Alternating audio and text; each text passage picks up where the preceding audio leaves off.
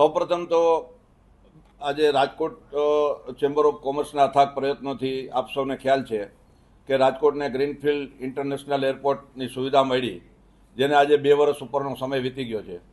આજની તારીખે ડોમેસ્ટિક ફ્લાઇટની ઘણી બધી અવર જવર ચાલુ છે અને ઓક્યુપન્સી પણ મોર દેન 80% મળી રહી છે, સૌ આપ જાણીએ છીએ. છતાં પણ અમારી પહેલેથી છેલ્લે સુધીની એક જ માગણી હતી કે ભાઈ રાજકોટને ઇન્ટરનેશનલ ફ્લાઇટ ફાળવવામાં આવે.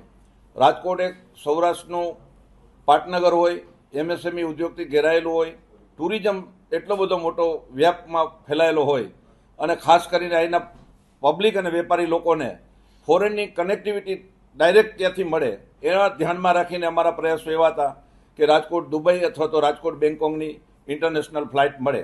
એના માટેના અમે સતત પ્રયત્નશીલ છીએ. અમને કહેતા આનંદ થાય છે કે વારંવાર અમે રજૂઆત કરવાથી જ્યારે ઇન્ટરનેશનલ ફ્લાઇટ મળવાના જે પેરામીટર્સ છે એ પેરામીટર્સની અંદર આજે ઇમિગ્રેશન અને કસ્ટમ એ બે મેઇન એના બેઝ છે. તો આજની તારીખે કસ્ટમ ક્લિયરન્સનું એનઓસી પણ આવી ગયું છે અને કસ્ટમ ઓલરેડી ક્લિયર થઈ ગયું છે.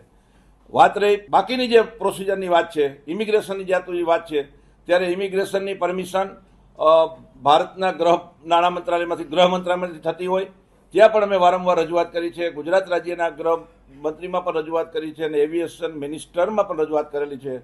પણ અમને આશા અને વિશ્વાસ છે કે આ મહિનાના એન્ડ સુધીમાં કદાચ ઇન્ટરનેશનલ ફ્લાઇટ ચાલુ થશે એવું અમારું સ્પષ્ટ માનવું છે. ઇમિગ્રેશનની પ્રક્રિયા માટે અમદાવાદથી એની FRRO નામની એક એજન્સી છે, એ આવીને ઇન્સ્પેક્શન કરી જાય. આજથી 9 મહિના પહેલાં એ પહેલી એક વખત ઇન્ટરનેશનલ એરપોર્ટની એને વિઝિટ કરેલી, ત્યારે નાના મોટા ફેરફાર કરવાની વાત હતી, એ ફેરફાર થઈ ગયા. ત્યાર પછી 3 મહિના પહેલાં બીજી વખત એને રિવિઝિટ કરી અને બધું સમૂહસૂત્ર છે એવું કમ્પ્લીશન કરી અને આજની તારીખે એપ્રિલમાં દિલ્હીમાં મોકલેલી છે. મને આશા છે કે આવનારા ટૂંકા ગાળાની અંદર રાજકોટને ઇન્ટરનેશનલ ફ્લાઇટ મળશે, એમાં કોઈ શંકાને સ્થાન નથી.